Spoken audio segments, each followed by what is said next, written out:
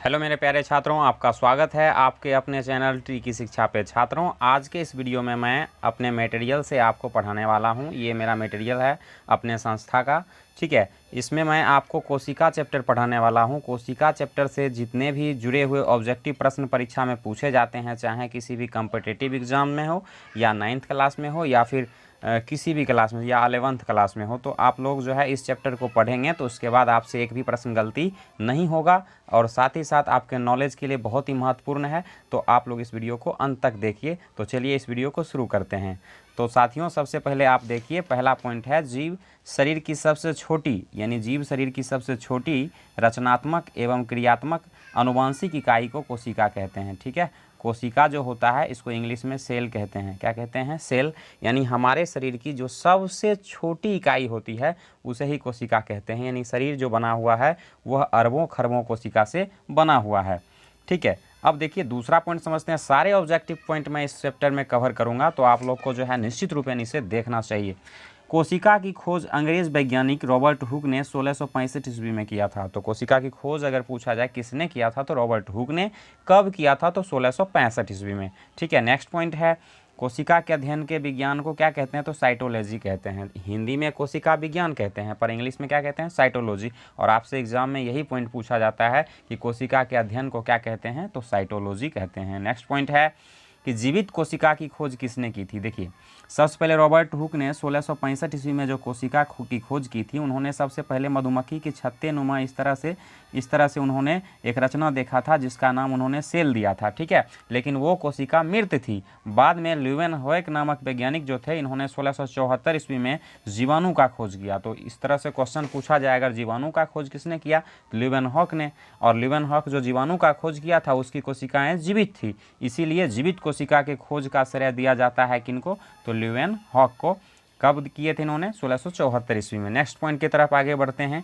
अगला पॉइंट है आपका, मृत कोशिका की खोज किसने की थी? तो मृत कोशिका, सबसे पहले कोशिका की खोज मैं बता चुका हूं आपको कि मधुमक्खी छत्ता जैसा रचना इन्होंने देखा था रॉबर्ट हुक ने। कब? 1665 ईस्वी में। इसी का नाम इन्होंने सेल दिया था। तो मृत कोशिका की खोज किसने की थी? तो रॉबर्ट हुक ने। कब? तो 1665 ईस्वी में, ठीक है। नेक्स्ट पॉइंट आपका है, सेल शब्द की उत्पत्ति किस भाषा से हुई है? तो ग्रीक भाषा से हुई है। और ग्रीक भाषा के किस शब्द से? तो सेलुला शब्द से उत्पत्ति हुई है। तो याद रखिएगा, सेलुला शब्द से सेल बना हुआ है, ठीक है। मानव शरीर में अगर कोशिका की बात की जाए तो लगभग कितने कोशिका हैं? आप देख सकते हैं 60 गुने 10⁻15, ठीक है। इतना कोशिका जो है हमारे शरीर में है। अब ज़रा सोचिए, 10⁻15 का मतलब हो गया कि 10 पर जो है ना, इस पर 15 शून्य, इतना जीरो लगा दो।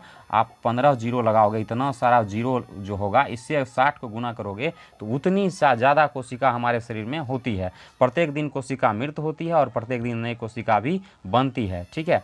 अब आप लोग देखेंगे कोशिका के अंग, जिसको कोशिकांग कहते हैं। तो कोशिका में क्या क्या होता है, मैं उसको एक चित्र के द्वारा आपको समझाने का प्रयास करूँगा। सबसे पहले आप उसके नाम को देखिए।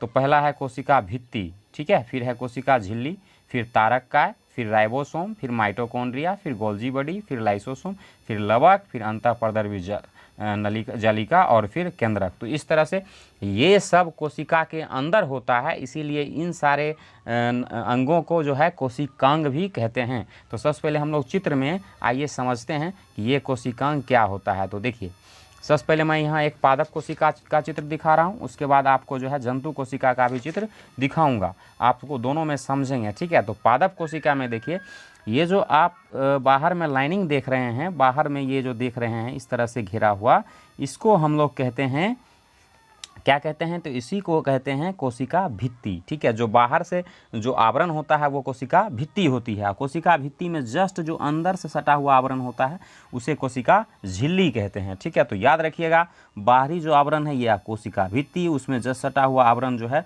वो हो गया कोशिका झिल्ली, ठीक है। और जैसे आप लोग अंडा कभी देखे हैं तो अंडा को छीलते होंगे तो बाहरी आवरण जो होता है वो उस तरह से, और उस आवरण को हटाते हैं तो उसके साथ एक पतला सा आवरण होता है, उसे भी हटाते हैं तो जो बाहरी आवरण है वो भित्ति हो गया, जो अंदर से एक और पतला सा आवरण था वो झिल्ली हो गया, ठीक है। तो इस तरह से आपको याद रखना है।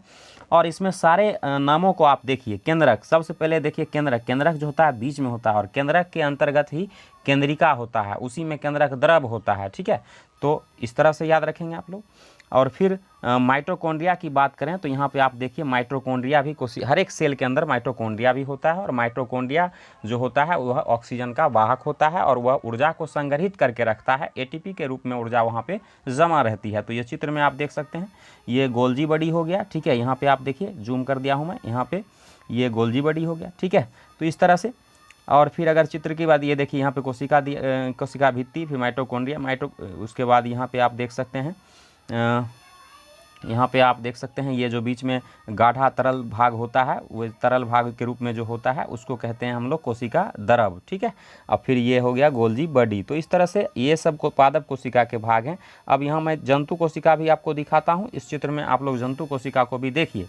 तो यहाँ पे आप देख सकते हैं ये गोल्जी बॉडी, इसी को गोल्जी उपकरण भी कहते हैं हिंदी में। गोल्जी बॉडी उपकरण, देखिए जंतु कोशिका और पादप कोशिका यूँ तो सेम ही होता है, कुछ रचनाएं ऐसी होती हैं जो जंतु कोशिका में नहीं होती है और लेकिन पादप कोशिका में होती हैं, जैसे कि लवक पादप कोशिका में होता है, जंतु कोशिका में नहीं होता है। अब ये राइबोसोम देखिए, ये राइबोसोम है ना। तो इस तरह से अब जो है हम लोग सबसे पहले कोशिका के हर एक कोशिकांग को समझेंगे एक तरफ से, ठीक है। तो देखिए सबसे पहले मैं आपको समझाता हूँ, ऑब्जेक्टिव पॉइंट्स जितने बनेंगे उसको कवर करते हुए सारे पॉइंट को मैं समझाऊंगा, ठीक है। तो पहला आप देखिए लिखा हुआ है, ल्यूवेनहॉक नामक एक डच वैज्ञानिक जो थे, उन्होंने सबसे पहले 1674 ईस्वी में जो है अपने माइक्रोस्कोप के द्वारा जीवित कोशिका को देखा था। उन्होंने जीवाणु की खोज की थी, जीवाणु की, प्रोटोजोआ को उन्होंने सबसे पहले देखा था माइक्रोस्कोप के द्वारा, ठीक है।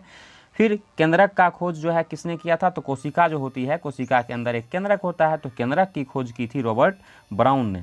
किसने किया था केंद्रक का खोज, तो रॉबर्ट ब्राउन ने। कब किया था, तो 1831 ईस्वी में, ठीक है। आगे बढ़ते हैं, तो पुरकिंजे नामक एक वैज्ञानिक थे, उन्होंने क्या किया था, पुरकिंजे नामक जो वैज्ञानिक थे उन्होंने 1839 ईस्वी में कोशिका के अंदर पाए जाने वाले अर्धतरल दानेदार सजीव पदार्थ जो था उसको इन्होंने जीव द्रव का नाम दिया। देखिए मैं यहाँ समझाता हूँ आपको, ये एक सेल है और सेल के अंदर ये केंद्रक है और इसमें जो गाढ़ा तरल भाग पाया जाता है, तरल भाग केंद्रक के अलावा बगल में जो सेल में पाया जाता है, इसी को कोशिका द्रव कहा गया, जिसको जो है इन्होंने नाम, पुरकिंजे नामक वैज्ञानिक ने इसका नाम जीव द्रव दे दिया, ठीक है। आगे बढ़ते हैं, वनस्पति वैज्ञानिक एक थे स्लाइडेन महोदय, इन्होंने कहा था कि पेड़ पौधे जो होते हैं, यानी पादप का मतलब पेड़ पौधे, जितने भी पेड़ पौधे होते हैं उनका शरीर सूक्ष्म कोशिकाओं का बना होता है, छोटे छोटे कोशिका का बना होता है। ऐसा किसने कहा था, स्लाइडेन ने। और फिर एक स्वान नामक वैज्ञानिक थे, स्वान नामक एक वैज्ञानिक थे जो जंतु वैज्ञानिक थे, उन्होंने कहा था कि जंतुओं का भी शरीर छोटे कोशिका से बना होता है। तो स्लाइडेन जो थे इन्होंने कहा पेड़ पौधे का शरीर छोटे कोशिका से बना होता है, छोटे छोटे कोशिकाओं से।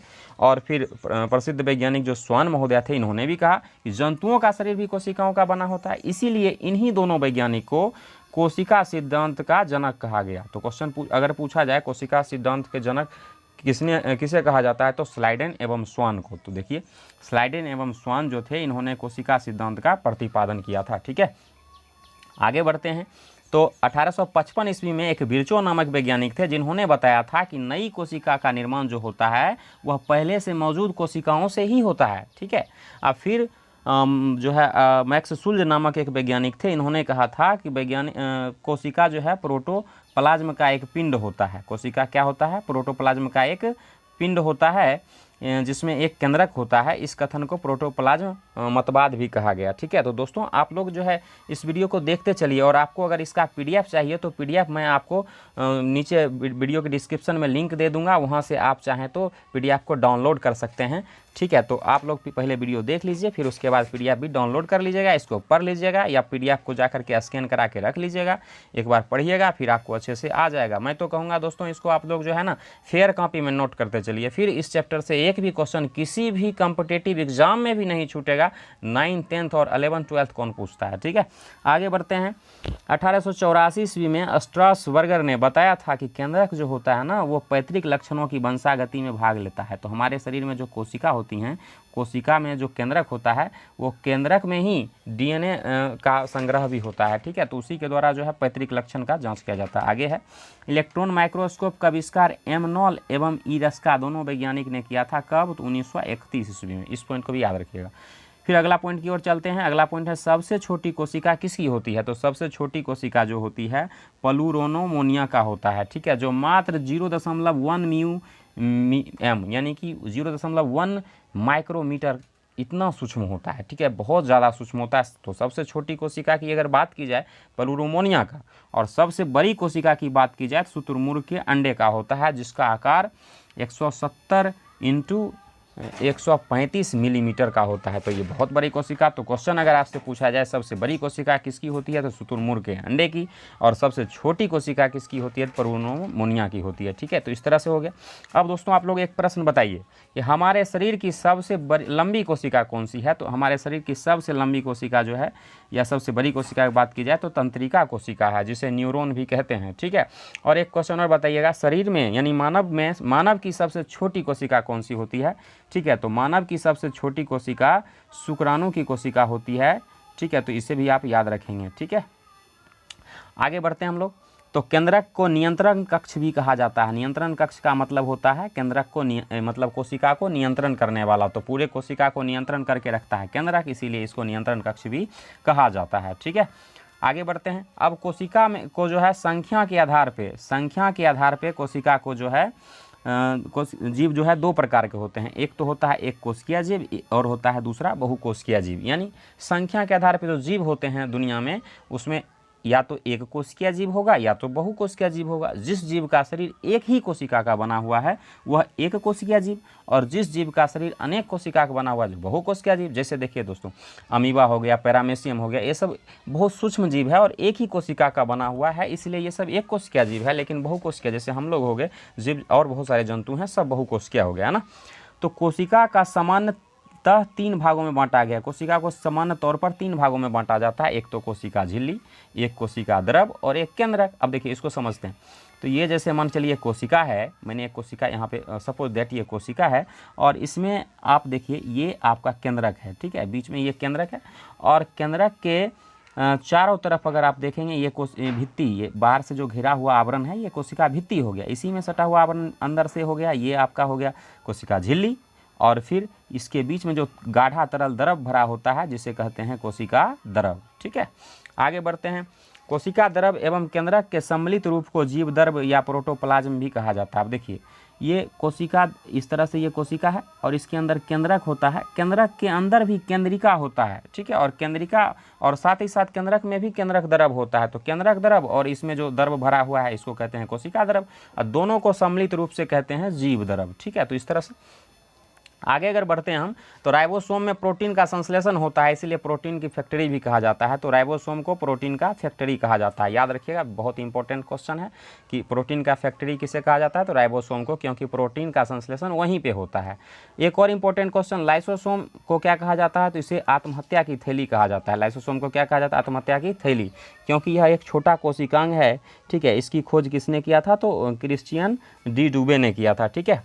आगे अगले प्रश्न की बात करें तो अगला पॉइंट है माइटोकॉन्ड्रिया कोशिका द्रव में पाई जाने वाली बहुत महत्वपूर्ण रचना होती है, जिसे ऊर्जा का पावर हाउस या बिजली घर कहते हैं। तो ये बहुत इंपॉर्टेंट प्रश्न है कि ऊर्जा का पावर हाउस या ऊर्जा का बिजली घर या ऊर्जा घर किसे कहते हैं, तो माइटोकॉन्ड्रिया को। कोशिका का एक रचना होता है, इस तरह से बना होता है, इसे ही क्या कहते हैं हम लोग, इस तरह से बना होता है, इस तरह से, ठीक है। और इसे ही कहते हैं हम लोग माइटोकॉन्ड्रिया, और यहीं पे ऊर्जा जो है एटीपी के रूप में जो है वो जमा रहता है, ठीक है। आगे तो एटीपी के रूप में ऊर्जा माइटोकॉन्ड्रिया में ही जमा रहता है। लवक सिर्फ पेड़ पौधों में ही होता है, यानी पादप कोशिकाओं में ही सिर्फ लवक होता है, जंतु कोशिका में लवक नहीं होते हैं। अब लवक जो होते हैं ये तीन प्रकार के होते हैं। कौन कौन, तो इससे देखिए बहुत सारे एग्जाम में, कॉम्पिटिटिव एग्जाम में इससे प्रश्न बनते हैं, तो इसे आप लोग जो है आसानी से याद रखेंगे। देखिए अवर्णी लवक को इंग्लिश नाम निश्चित आपको याद रखना, क्योंकि यही पूछा जाता है परीक्षा में, ल्यूकोप्लास्ट। और वर्णी लवक को कहते हैं क्रोमोप्लास्ट, और हरित लवक को कहते हैं क्लोरोप्लास्ट। तो इस तरह से ये तीन प्रकार के लवक होते हैं। अब इससे जुड़े हुए प्रश्न क्या पूछेगा वो जो जानिए आप लोग, ठीक है। अब देखिए समझने का मैं प्रयास कराता हूँ, आप लोग समझने का प्रयास करिएगा।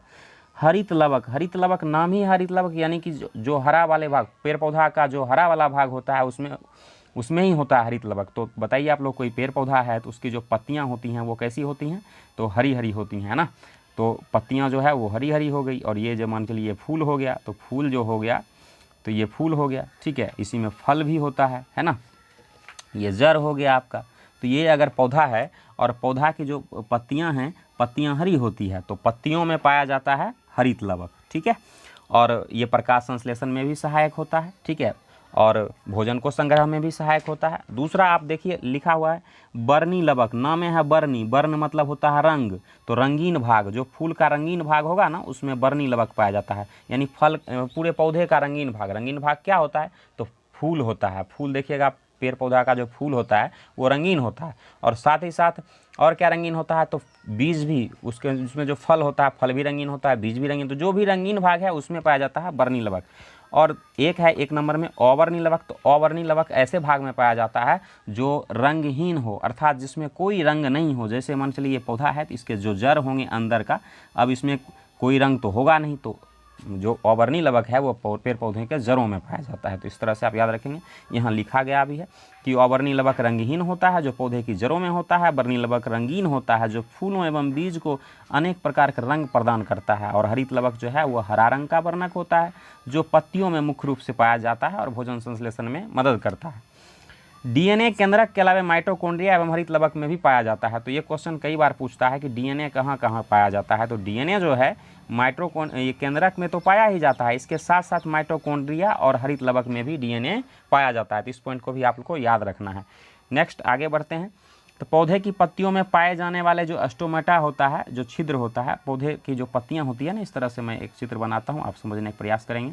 तो इस तरह से जो पत्तियाँ हैं, ठीक है, तो ये पत्तियां हैं, इसमें छोटा छोटा इस तरह से रंध्र होता है। तो ये रंध्र जो होता है ना, इसका इस छोटा छोटा जो छिद्र होता है इसी का नाम रंध्र है, ठीक है। और जो है इसी के द्वारा ऑक्सीजन और कार्बन डाइऑक्साइड और जलवाष्प विसरण क्रिया के द्वारा जो है अंदर बाहर आता जाता है, ठीक है।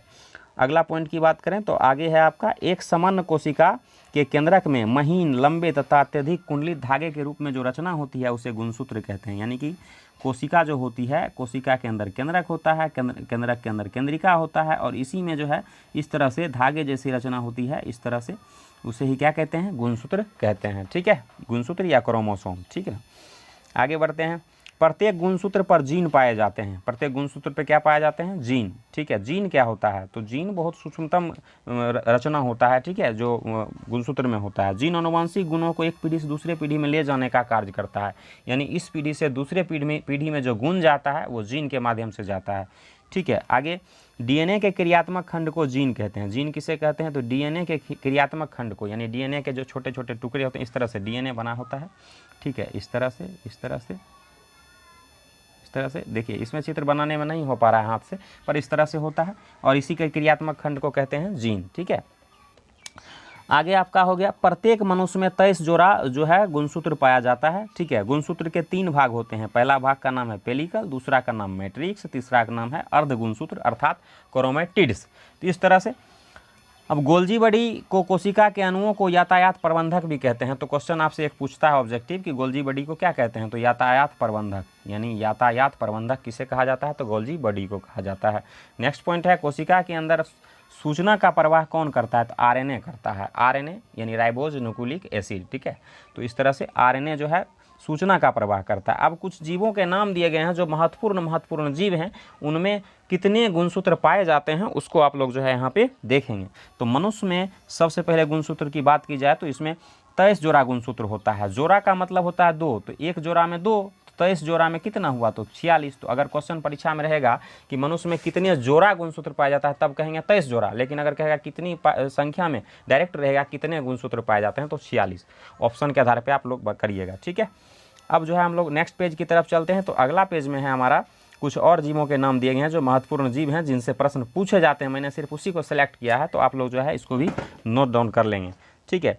तो बिल्ली में गुणसूत्र की बात की जाए तो 38, ठीक है। कुत्ता में की जाए तो 78, ठीक है। आप जोड़ा में उसका आधा कर दीजिएगा तो जोड़ा निकल जाएगा, ठीक है। चूहा में गुणसूत्र की बात की जाए तो 40, घोड़ा में 64, खरगोश में 44, मच्छर में 6, मधुमक्खी में 32, फीमेल में 32। देखिए ऐप लिखा हुआ नहीं, मतलब फीमेल मक्खी जो होती है, मधुमक्खी जो फीमेल मधुमक्खी हैं उसमें 32, और जो मेल मधुमक्खी हैं उनमें 16, ठीक है। कबूतर में 80, हाइड्रा में 32, मकई में यानी मक्का जो होता है उसमें 20, टमाटर में 24, और आलू में 48, ठीक है। और फिर ड्रोसोफिला में 8। तो इस तरह से जितना भी मैंने बताया है इसको आप एक बार याद रखिए। देखिए वैसे तो दुनिया में बहुत सारे जीव हैं और सब में गुणसूत्र पाया जाता है, तो सबका हमें याद नहीं रखना है, हमें मुख्य रूपेण उन्हीं को याद रखना है जहाँ से प्रश्न पूछे जाते हैं। तो मैंने इसमें जो है शॉर्ट डाउन किया है, कुछ ऐसे नामों को मैंने यहाँ पर लिखा है जिससे प्रश्न बार बार पूछे जाते हैं, तो आप लोग जो है इसको ध्यान में रखेंगे। आगे बढ़ते हैं। तो आगे है, एक क्रोमोसोम में 2 क्रोमेटिड्स पाए जाते हैं। क्रोमेटिड्स किसको कहते हैं? तो अर्धगुणसूत्र को कहते हैं। तो एक क्रोमोसोम के अंदर 2 अर्धगुणसूत्र होते हैं, ठीक है।